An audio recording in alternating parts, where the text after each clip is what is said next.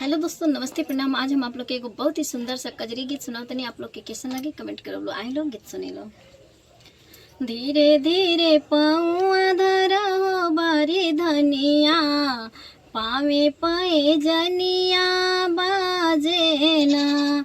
कि धीरे धीरे पाँव धर हो बारी धनिया, पावे पाए जनिया बाजे ना।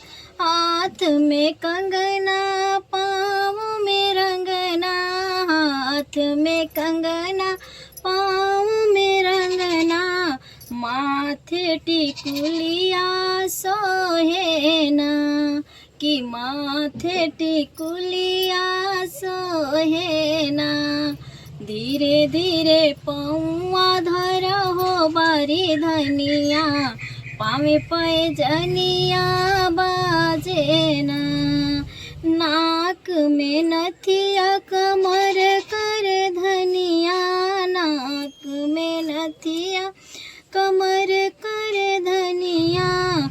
आँख में कजरा बाल में गजरा, गाल पे सोहे गोदनवाना।